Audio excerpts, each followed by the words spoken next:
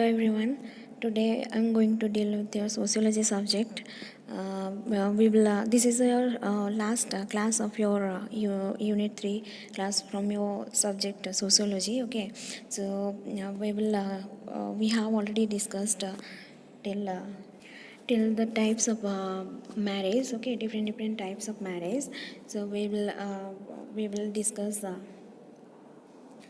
We will see discuss next. So we have already discussed till anuloma or pratiloma forms of marriage, which is goes under the basis of choice of mate, or on the basis of rules of mate selection. We have already discussed marriage may be divided into two types, which is it has two main classification, that is endogamous marriage and exogamous marriage. So under endogamous marriage we have already discussed, there are again it has four classification. First one is caste endogamy, second one is subcaste endogamy, third one is varna endogamy, fourth one is tribal endogamy. Okay, so we have already discussed in the previous class. Then under the exogamy marriage, there are again it has five classification. Okay, so first one is gotra exogamy, second one is pravara exogamy, third one is sapinda exogamy, fourth one is village exogamy, and fifth one is anuloma, or we can say pratiloma. Okay, so we have already discussed till anuloma. Next we'll see in the next slide. So here we'll discuss about the Hindu marriage. Okay, so Hindu marriage or Hindu community has been giving great importance for their marriage. Okay, since the time memorial. Okay, so there are different forms of marriages. We'll discuss one by one. So first one is Brahma Viva. Okay, Brahma Viva. So Brahma Viva is a which is where in this type of form, this form of marriage, what occurs, where a father marries his daughter to a learned man of good moral character. Okay, so Brahma Vivaha where Brahma Vivaha is where a father marries his daughter to a learned man of good moral character. Okay, good moral character. Then next we'll discuss about the Asura Vivah, which is the another form of Hindu marriage.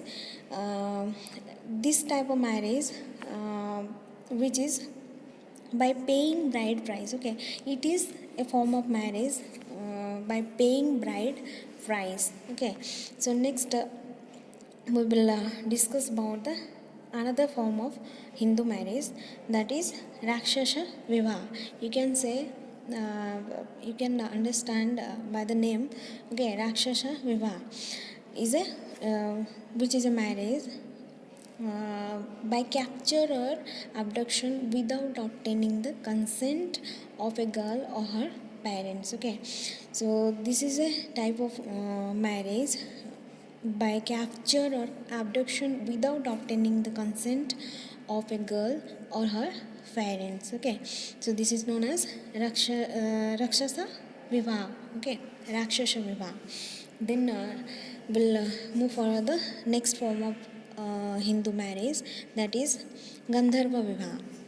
Usually, I think you heard this name Gandharva Vivah, which is based on the mutual love. Okay, it is based on the mutual love. Then next we will discuss about the another form of Hindu marriage, that is Prajapatya Vivah, which we usually you can hear this type of this form of marriage in Hindu caste. Okay, so Gandharva Vivah, which is where in this type of marriage, there are no ceremony is performed, but the groom is honored. Okay, in Prajapatya Vivah is where no ceremony is performed, but the groom is honored. Okay, the next form is Arsh Vivaha.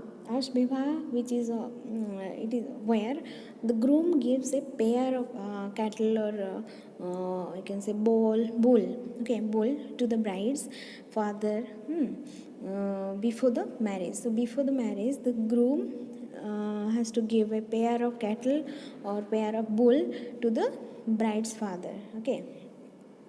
Then the last form of Hindu marriage, that is Daiva Viva. Daiva Viva is where the girl is giving or the girl given in marriage to a priest instead of dakshina or instead of a gift. Okay, so this is a form of marriage where the girl is given in marriage to a priest instead of dakshina or a gift. Okay, so these are the several forms of Hindu marriage. Okay, so next we'll discuss about the Muslim marriage. Okay, so where Muslim weddings throughout the subcontinent have developed specifically Asian traditions while maintaining Islamic marriage requirements. Okay, so you need to know only the point. Okay, only the point. So so they have several types of rituals. Okay, so they have mainly two types of rituals. First one is pre-wedding rituals and second one is post-wedding rituals. So under pre-wedding rituals, they have many rituals like mehendi ceremony, welcoming the barat, nikah. Okay, then nikah nama, blessing the groom, dinner, prayers, ashima, saf. Okay, so these are the rituals, pre-wedding rituals. They used to follow in the Muslim marriage. Okay, so what do you mean by mehendi ceremony? You can say in the mehendi ceremony, which is held at the home. Okay, home of the bride on the eve of the wedding ceremony or a couple of days before it. Okay, so a relative or a mehendi wali applies a mehendi on the hands and also on the feet of the bride. So this is known as mehendi ceremony, as you know, means so these are the which is held at the home of the bride. Okay, next welcoming the barat, you know, the groom arrives when the groom arrives at the wedding venue with his barat.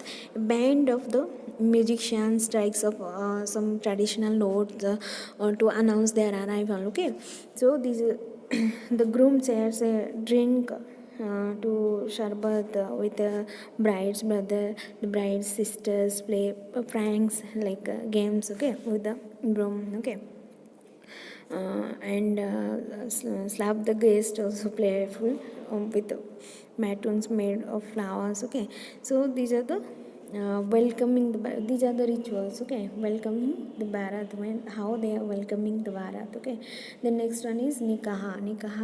You have to know only the points. Okay, points are important.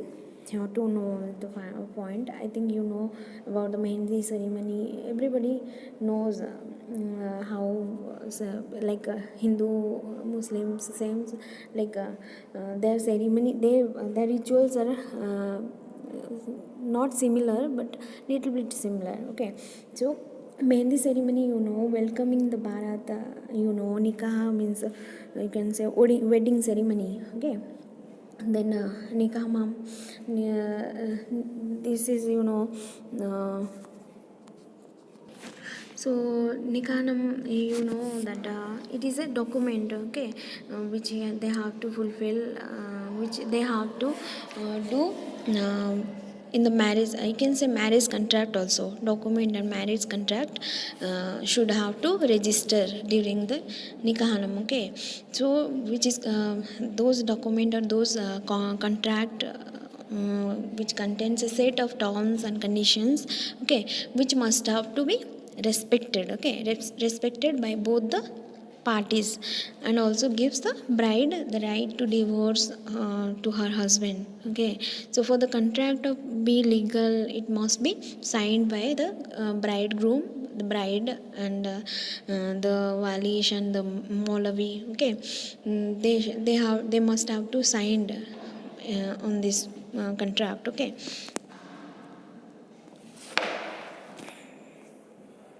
And then the blessings and blessing the groom rituals come after the nikah, after the signing over the document or the contract. So blessings, groom receives blessings from the older women and older men and offers them his salam. Okay, so the guests pray for the newly weds in this type of rituals. Okay, so next last one is which is the pre-wedding rituals, that is dinner, prayers and arsima sav. Okay, so dinner is a lavish spread. Usually the women and the men dine separately. After dinner, the new weds sit together for the first time. Okay, so their heads are covered by a dupatta while they read prayers under the direction of the Maulavi, you can say priest. Okay, so the Quran is placed between the couple and they are allowed to see each other only through mirrors. Okay, so this is the dinner prayers and ashmasab which comes after the blessings of the groom. Okay, then next we'll see what are the post wedding rituals. Okay, so Rukshat, Rukshat, or you can say farewell. Okay, after the marriage, the bride's family bids her a tearful farewell before she departs for her husband's house. Okay, so the bride's father gives her hand to her husband. Okay, and tells him to protect and take good care of her child. Okay, of her daughter. So next they welcome the bride. The groom's mother holds the Quran above the head of the bride. Okay, new bride and daughter-in-law, you can say, as she enters her new home for the first time after the wedding. So next Chauthi will come. Chauthi, that is fourth day after. That's why we are calling Chauthi. So this is the fourth day after the wedding when the bride visits the home of her parents. Okay, she receives a joyous welcome on this day. Okay, then walima means which is a lavish reception after the lavish reception that the groom's family host after the nikah. Okay, groom's family host, and it is a joyous occasion and that brings together the two families, their relatives and other well wishers. So these are the post wedding rituals of Muslim marriage. Hope you understood. So after that I will discuss about the tribal marriage. Okay, so tribal marriage or tribal people had evidently taken care of important factors like poverty in order to reduce its influence on a marriage. Okay, so the family of the brides bears the expenses of the wedding when the groom cannot afford to do so. Okay, so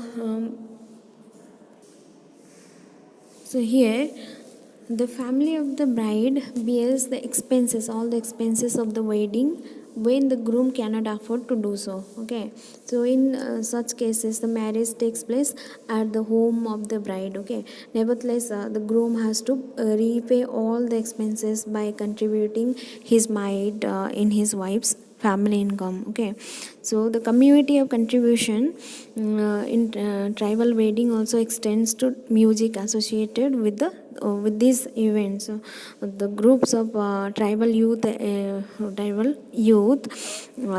enliven the atmosphere as they sing and dance all through the night without expecting even a meal from the bride's family.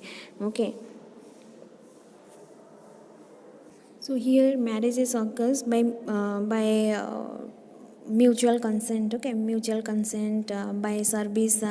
Marriage occurs service by service is where the man serves at his father-in-law's house before marriage. Okay, by purchase, giving the bride a price. Okay, bride price. So in this type of marriage occurs in the tribal society, tribal community. Okay, you can say marriage by exchange. Okay, marriage by exchange, marriage by capture is marriage by capture is where a man forcibly marries a woman. Okay, forcibly marries a woman, which occurs in mostly occurs in the tribal marriage. Okay, by intrusion is where a woman forcibly marries a man. Okay, sometimes it occurs. So marriage by purchase or giving the bride price, like that occurs in the tribal community, mostly occurs in this type of community. Okay, this type of marriage occurs. So next we'll discuss about the child marriages. So child marriages is mostly prevalent among the lower caste of Hindus. Okay, which is defined as a marriage is performed before the attainment of puberty of husband and wife. Okay, so this type of marriage which occurs mostly in Hindu families. Okay, Hindu caste, lower caste of the Hindus. Okay, so which uh, which is performed before attainment, before puberty. They used to get their child to get their marry. Okay, so mostly there are many different causes are there. uh, so like lack of education, lower status women. Okay, restrictions of intercaste marriages, joint family system, religious attitude, foreign invasions in the Muslim period. Okay, and legal reform. So child marriage, which usually occurs in the ancient period, but now there are some government rules are there. Now they are not following these type of rules, but there are some causes. What are the causes? Why they are getting the child? Why they are doing? Why they does like that? Due to lack of education. Okay, lack of education, child marriage is mostly prevalent in those Hindu caste where are those are illiteracy. Okay, those are illiterate. Okay, next one is lower caste, due to lower status women, due to lower status women. So after Vedic period we find that women hold was degraded. Okay, so it was recognized that a woman should always remain under the control. Okay, so these type of thoughts, due to these type of thoughts, child marriage occurs. Okay, child marriage occurs. So next we'll see about the restriction of intercaste marriage. This is also another important cause of child marriage.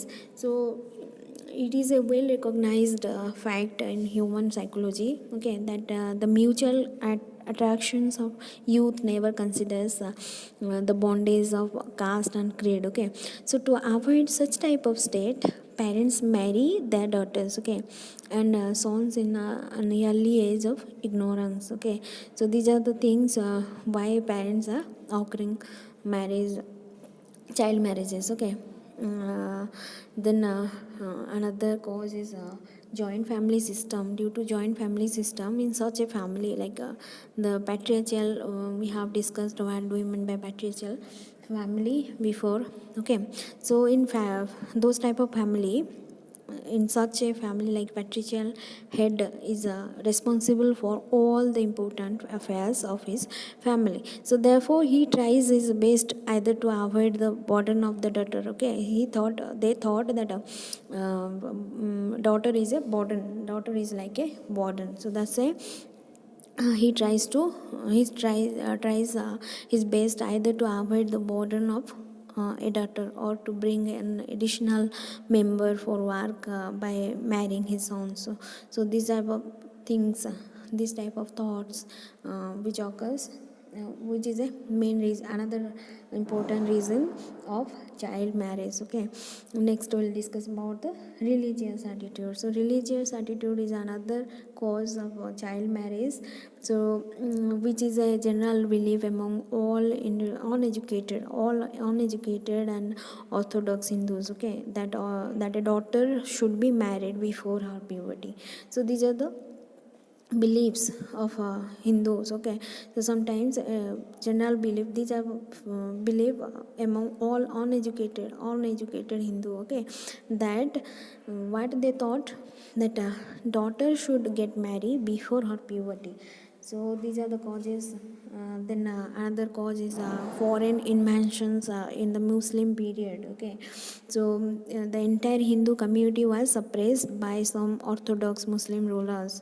So that's why they get child marriage. They does child marriage of their daughter very early. Okay, the legal reforms.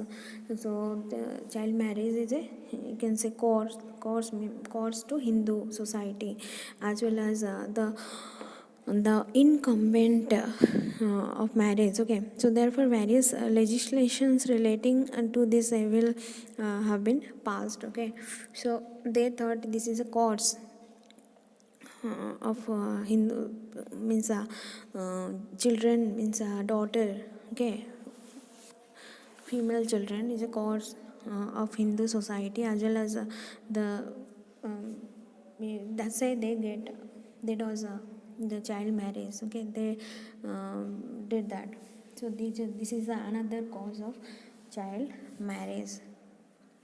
So next we'll discuss about the child marriage restraints or act. Okay, restraint act, child marriage restraint act, which occurs in 1929. Okay, so it also known as Sarda Act. Okay, it also known as Sarda Act, the child marriages restraint act, which is also known as Sarda Act, which passed in 1992, 1929. Okay, 1929 it was passed, this act, child marriage restraint act was passed in 1929, which has some main features. Okay, like the act fixed the age of marriage for boys at 18 years and for girls at 15 years. Okay, so it penalized the performance of marriage under the prescribed age with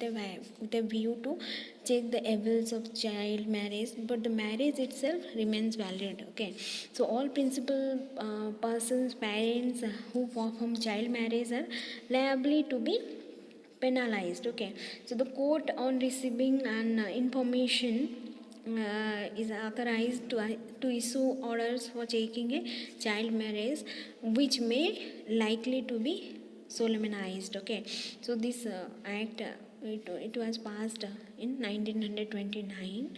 Okay, so this it has some features, main features we have discussed, like the act fixed the age of marriage for boys at 18 years and for girls at 15 years. So now it has changed.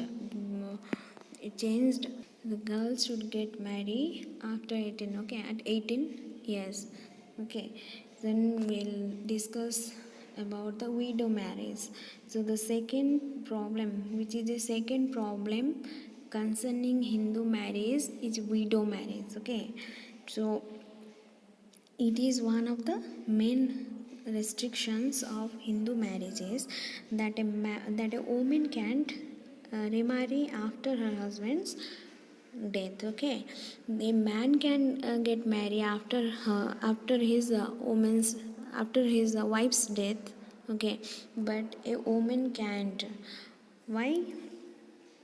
These are the main reasons. Okay, these are the main reasons which prohibited widow marriage, like idea of kanyadan. Okay, idea of kanyadan.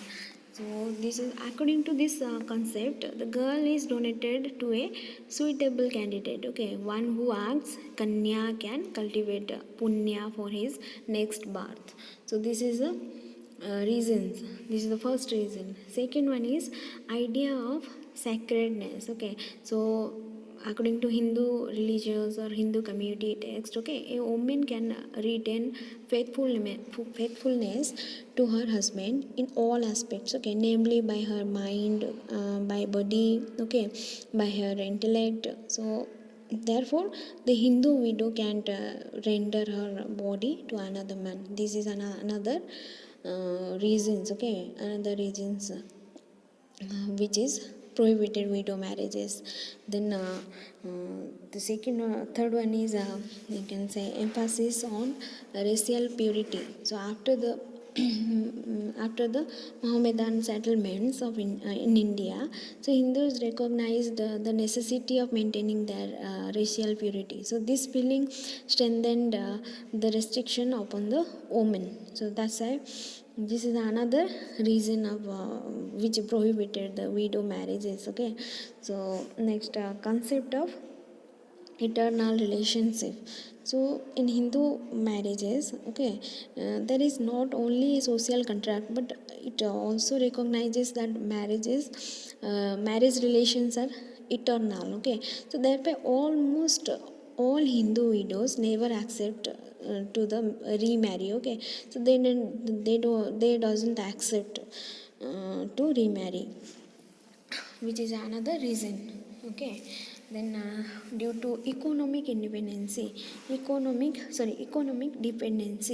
so which one of the most important factor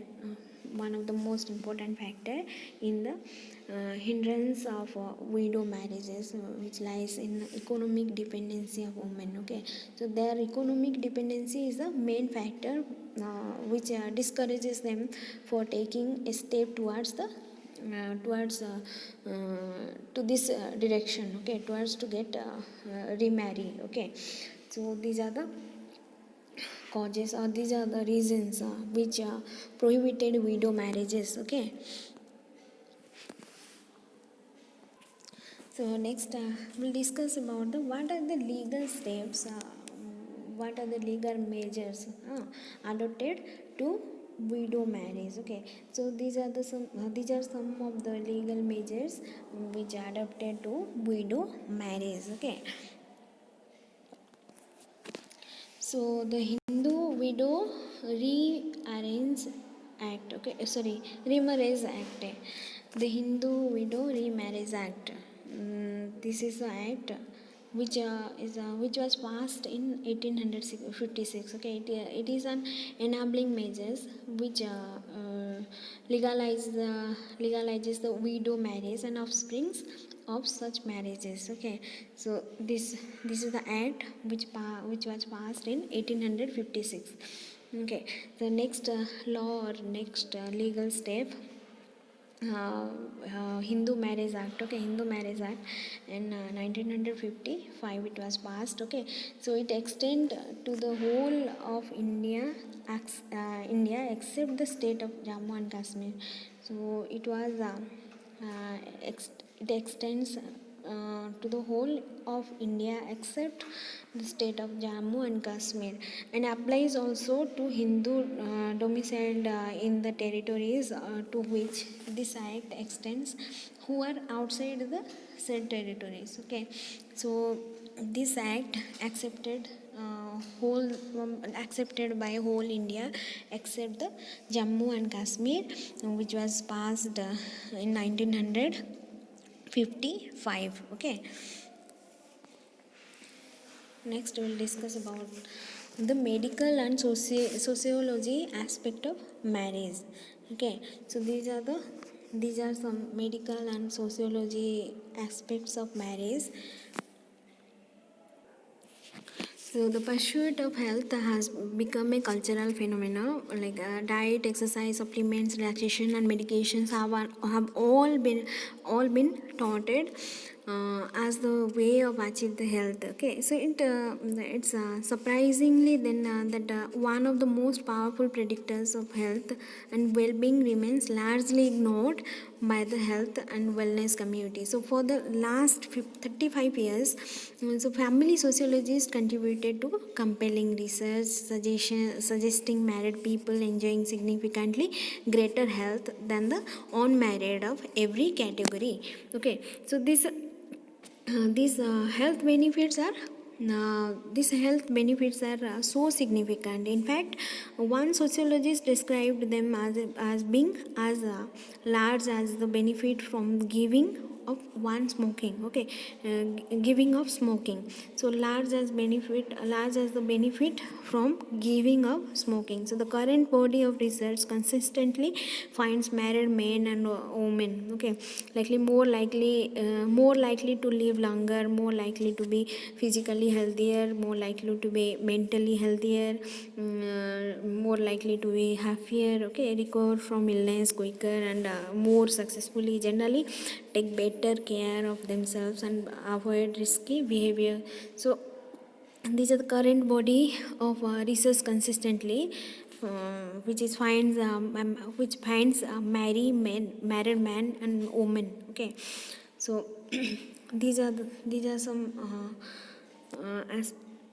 some aspects. Okay, so longevity means many studies have shown that married adults have a greater likelihood of living longer than their unmarried counterparts. Okay, additionally, according to UCLA professor Robert Combs found virtually every study of morality and marital status shows the unmarried of both sexes have higher death rates. Okay, whether by accident, disease, by self inflicted wounds, and this is found in every country that maintains accurate health statistics. Okay, so these are the reasons. The main reasons married people tend to live longer are not fully understood.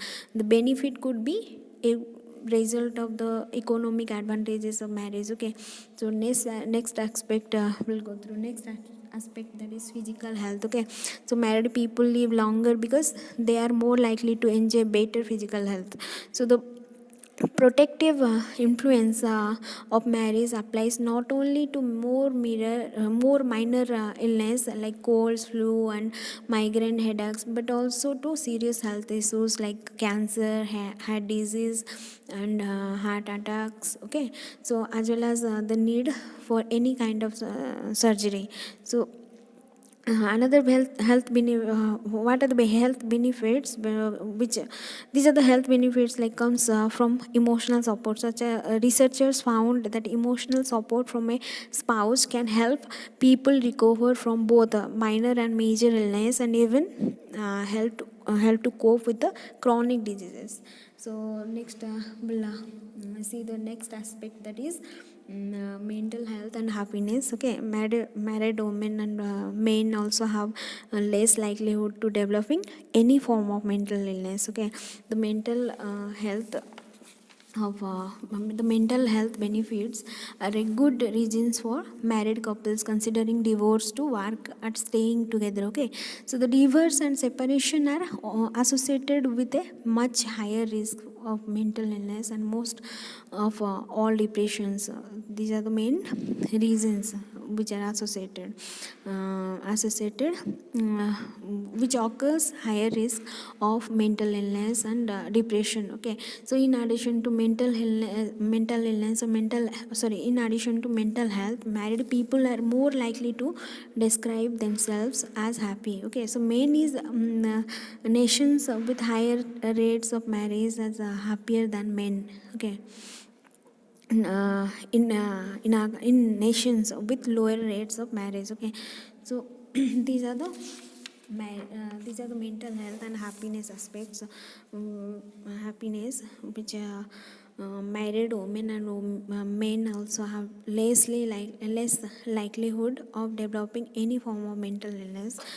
So what are the main reasons like divorce, separation are associated with this associated or cause mental illness and mental depressions. Okay, so next we'll discuss about the fourth aspects, that is marriage or not cohabitation. Okay, so the health benefits enjoyed by married people do not exist in other types of intimate relations. So the mechanisms causing the increased likelihood of longevity and health are not shared by cohabiting couples. So unlikely marriage cohabitation is negatively associated with both financial satisfaction and health. Okay, next, selection and protection.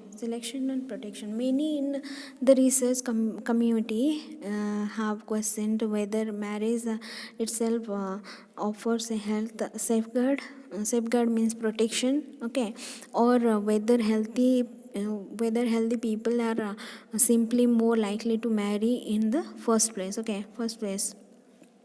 So many might in fact spouses have a power of persuasion toward the healthier choices that not even one's own mother can match. Okay, so next we'll discuss about the social, what are all the social benefits of marriage.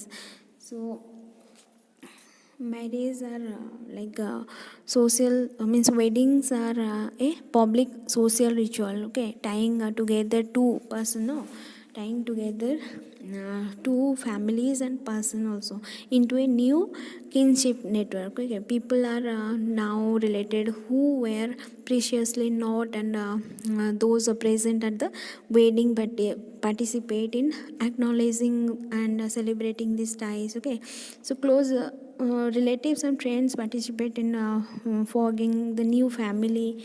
Okay, and old friends and new friends also participate as co-workers and neighbors. Okay, so these are marriage, you can say, the union of one man and one woman in a personal but not private relationship, with no, but not private. Okay, relationship with great public significance. So marriage is good for the couple, and it is also provides the optimal condition for bearing and raising children, which makes an essential contribution to the common good. So some benefits are there. Okay, some benefits are identified. We'll discuss one by one. Marriage and health. So this is a benefit of marriage, social benefit of marriage. So where on average husbands and wives are healthier, happier, and enjoy longer lives than those who are not married. Okay, so this, that's why marriage is healthy. Okay, healthier and happier, they enjoy longer lives. Okay, so men appears to reap the most physical health benefits from marriage and suffer the greatest consequences if they divorce. So married mothers have lower rates of depression than single and cohabiting mothers. So probably because they are more likely to receive practical and emotional support from their spouses, sorry, from their children's father and his family. So that's why they have lower rates of depression or lower rates of mental illness. So next we'll discuss about the marriage and health, marriage and wealth. So marriage couple build more wealth on average than single and cohabiting couples. Okay, so they build married couples build more wealth. Okay, according to in compare with comparison to single couples. Okay, single and cohabiting couples. So married men earn more money than do single men with similar education and job histories. Okay, so married women are economically better. better. Okay, next we'll discuss about the marriage and children. Okay, so marriage, what are the benefits for children? Okay, children raised by their own married mother and father, so less likely to be poor or to experience persistent economic insecurity, so more likely to stay in school, have fewer behavioral and attendance problems, and earn 4-year college degrees. Okay, so less vulnerable to serious emotional illness, depression and suicide. Okay, so these are so due to marriage, children raised by their own married mother and father. So this is a more likely to have positive attitudes towards marriage and greater success in forming lasting marriages. Okay, so these are the benefits for children's due to marriage. So marriage, due to married couple, okay, they raise their children, they gave their children good education. Okay, they are able to give a standard life to their children. Okay, so next we'll discuss about the marriage. What are the marriage and crime? Marriage and crime, you can say what crime means, it domestic violence, you can say. Okay, so due to married women are at a lower risk for domestic violence. Okay, than women in cohabiting and dating relationship. Those are cohabiting and dating relationship. So there are low risk in the married women than the dating relationship. Okay, so boys raised in single parent homes are more likely to engage in criminal and delinquent behavior than those raised by two married biological parents. Okay, so married women are significantly less likely to be victims of violent crime than single or divorced women. Okay, so there are less likely to married women are less likely to perpetrate they are more likely they are less likely to perpetrate violent crimes. Okay, exposing violent crimes and unmarried women. Then we'll discuss the last benefit. What are the benefits for society due to marriage? So, the institution of marriage reliably creates the social and economical and affecting conditions for effective parenting. Okay, being married changes people's lifestyles and habits in ways that are personally and socially beneficial. Okay, so marriage, it is a seed bed, you can say. It is a seed bed of pro-social behavior. It is a seed bed of pro-social behavior which generates social capital. Okay, so the social bonds created through the marriage yields benefits not only for the family but also for others, as well as including larger society, including benefits for the social people also. Uh, so so marriage helps to bond or create the social relationship. Okay, in the society it helps to create social relationship. So after benefits uh, for the after social benefits of marriage, we'll discuss about the what are all the problems marriage and family problems in India. So present lower status of women, this is the main problem in India. Indian family system says that Indian women do not enjoy equal rights with men in the social, political, religious, and economic field. Okay, so that they are ill treated, and that they cannot claim any share in the family property. Okay, so before marriage a woman depends on her father, after marriage on her husband, and in old age on her sons. So she has to depend this is a generation rule, you can say. Before marriage the woman has to depend on father, okay. Then after marriage she has to depend on her husband, and after during the old age she has to depend on her sons.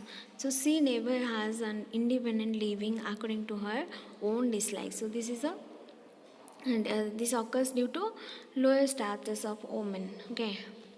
Next we'll discuss about the dowry system. So it considered regarding marriage problems in India, which is the commercial aspects of the of the marriage, okay. So the father of girls commits suicide because he has not been able to manage for the dowry demanded by the parents of the boy, okay.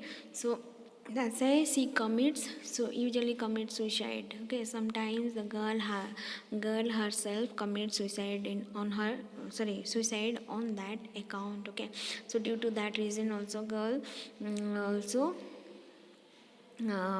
get girl also commit suicide, okay. Father of girls commit suicide due to dowry system, and girl also usually commit suicide, girl herself commits suicide due to dowry system. The parents often commit theft, forgery, or misappropriation to arrange for dowry, okay. So this is considered regarding the marriage problems in our country, which is the commercial aspects of the marriage, okay. So this is a main issue in our country. So next we'll discuss about the family marriage and their influence on health and health practices. Okay, so family is the most important social unit which fulfills the needs of the individual. It is the main factor, most important social unit. Okay, family is the most important social unit which helps to fulfill the needs of the individual.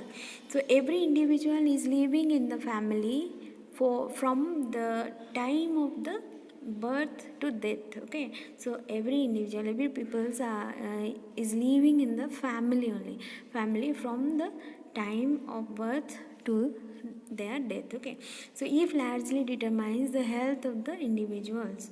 The positive conditions of the family promote the health of its members, and negative conditions causes health problems to their team, okay. So with this I'm winding up my session, okay. So this is the last class of unit 3, the family, okay, of your subject sociology. So I'm completing this video, I'm completing the unit 3. Please go through it, and if you have any doubt you can ask me personally, okay. Thank you.